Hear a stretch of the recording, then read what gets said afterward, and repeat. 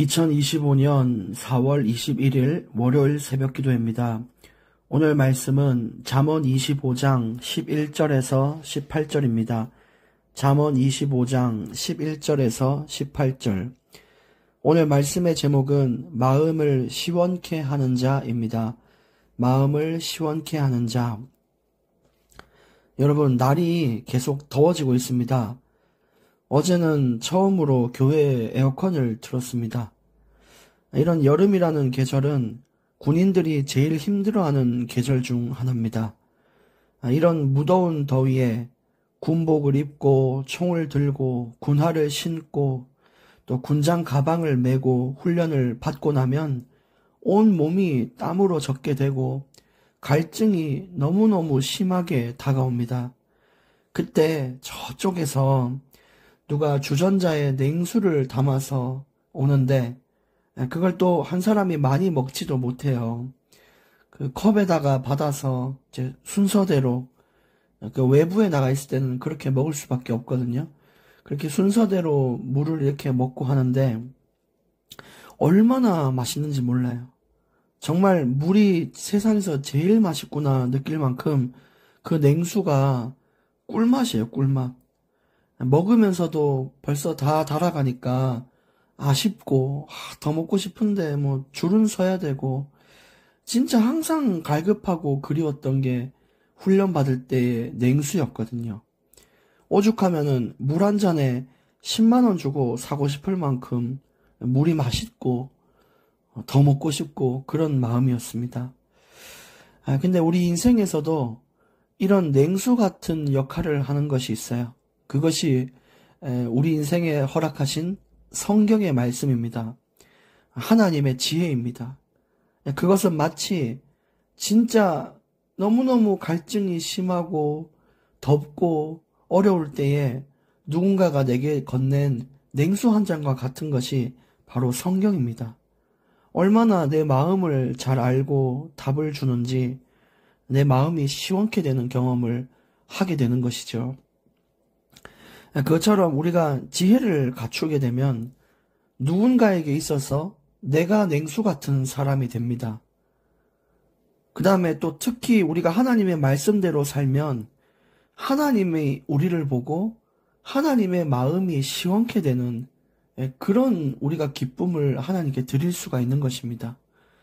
그래서 말씀과 지혜 잘 갖춰서 내 인생도 항상 냉수 같은 인생이 되고 또 하나님도 나를 통해 또 시원함을 받으시고 또 주변 모두가 이런 냉수의 응답과 은혜를 받을 수 있는 것, 그런 인생을 살 수 있도록 만드는 것이 지혜라는 것입니다.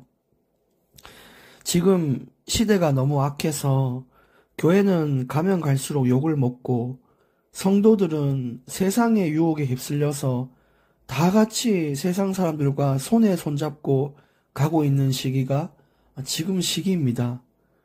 예배를 그렇게 사모하는 사람들이 많이 줄어들게 되고 교회 가는 것도 사람들이 꺼려하는 시대가 자꾸만 진행되고 있는 것이죠. 근데 그때에 하나님의 진리를 말하고 거룩한 믿음을 지키는 사람이 있으면 하나님이 그의 인생을 보고 얼마나 마음의 시원함을 느끼시는지 몰라요. 그래서 그런 자에게 하나님은 상급을 주시고 복을 주시고 천국을 얻도록 길을 인도하시는 것입니다.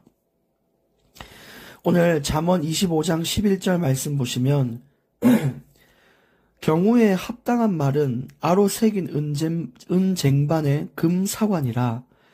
이것처럼 이 합당한 말이라는 것이 냉수 같은 말입니다.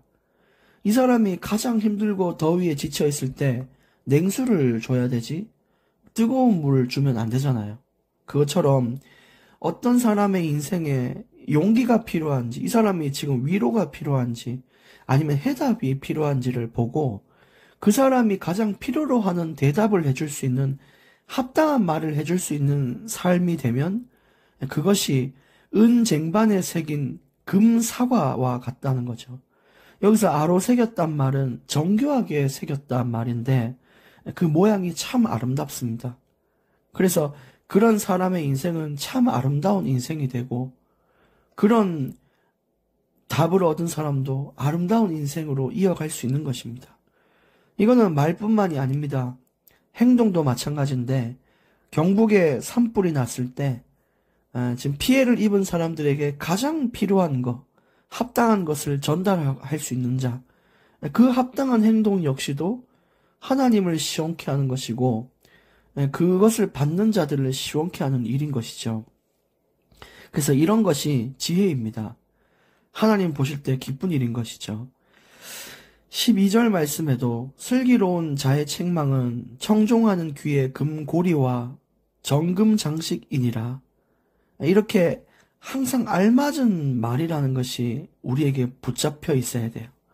합당한 말, 알맞은 말, 그리고 어떤 책망이 필요한 자에게는 또 슬기로운, 합당한 슬기로운 책망.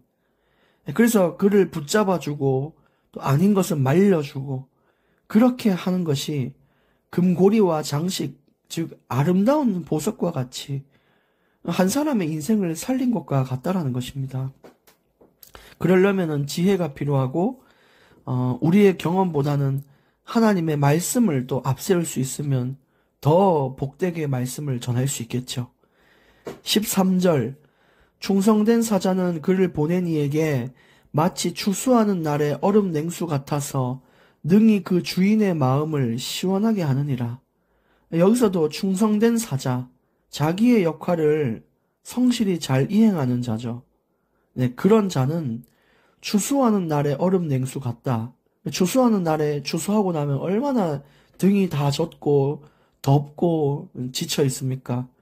그때 먹는 얼음 냉수와 같다. 자기의 역할을 다 하는 자가 이런 냉수의 인생을 살게 됩니다. 그 주인의 마음, 우리의 주인 대신 하나님의 마음을 시원케 할 때가 있는데 그것이 주님이 우리에게 맡겨주신 그런 사명과 역할을 충실히 이행할 때예요. 그게 냉수와 같다라는 겁니다. 그래서 우리는 늘 살리는 말로 합당한 말과 행동으로 하나님을 기쁘게 하고 시원케 하고 주변을 시원케 하는 그런 응답을 받아야 됩니다. 네, 그렇게 잘하는 사람들이 충성된 사자로서의 인정을 받는 것입니다. 14절 선물한다고 거짓 자랑하는 자는 비 없는 구름과 바람 같으니라. 그 비 없는 구름과 바람 참 표현이 재밌죠? 구름과 바람이 하늘에 끼게 되면 사람들은 기대합니다. 아, 비가 오겠구나. 비가 와야 농사도 짓고 또 좀 시원하게 하루를 보낼 거 아닙니까? 근데 구름과 바람은 꼈는데 비가 없으니까 엄청나게 사람들이 실망을 한다는 것입니다. 그것처럼 사람들을 기대하게 만들고 실망을 주는 것, 거짓말을 통해 그 사람의 마음을 흔들었다가 결국은 거짓말 때문에 피해 보도록 만드는 것, 그런 것이 비 없는 구름과 바람 같은 것입니다. 그래서 성경은 이것을 피하라고, 이렇게 살면 안 된다라고 경고하는 것이죠.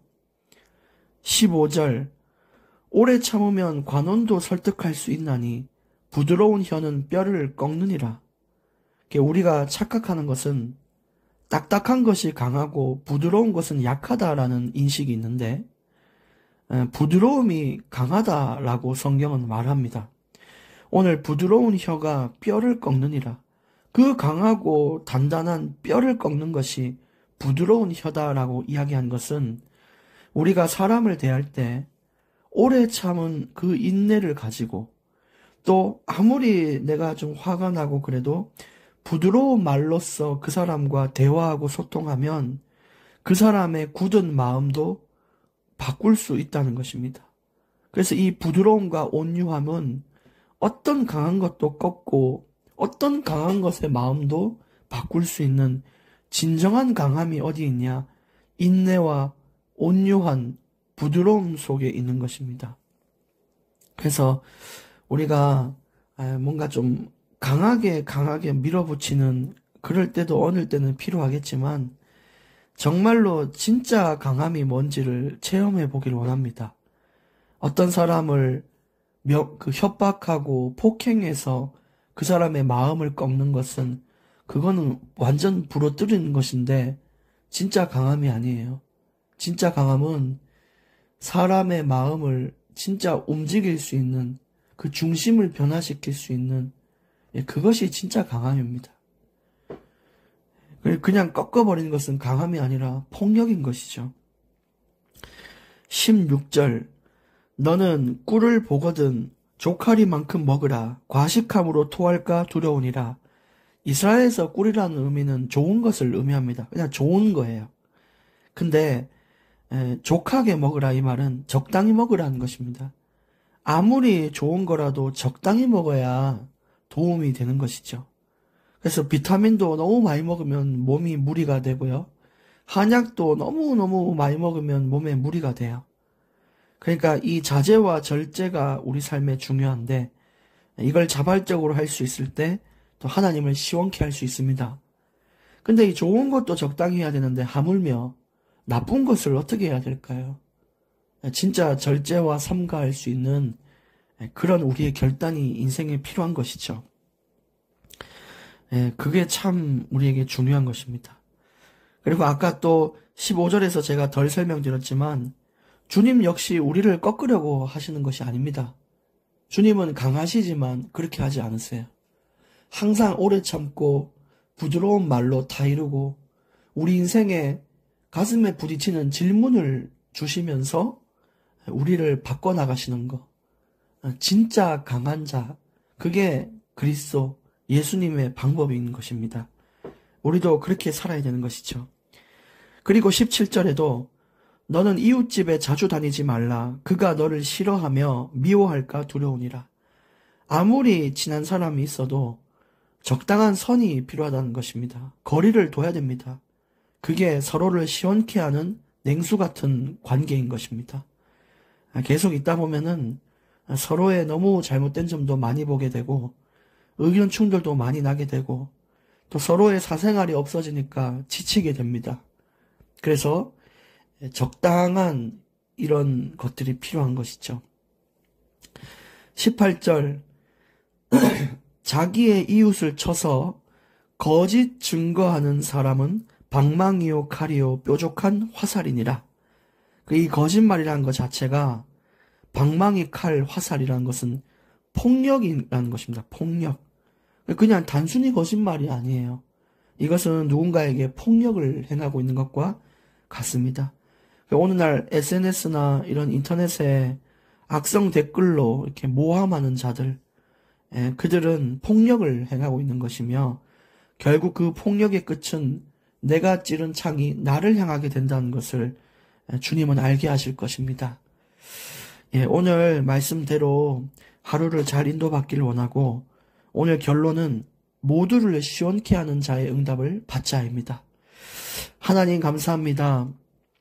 우리가 합당한 말과 합당한 행동을 가지고 주님을 시험케 하는 인생이 되게 하여 주시옵소서.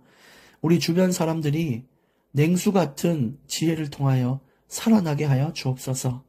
가장 먼저 나 자신의 인생을 주님 시원케 하시고 살려 주시옵소서. 늘 하나님 앞에 부끄러울 것밖에 없는 우리 자신이지만 이제 그 부끄러움을 회개하고 주님 앞에 충성된 자로서 서서 주님을 기쁘게 하는 자가 되게 해 주옵소서. 예수님의 이름으로 기도합니다. 아멘.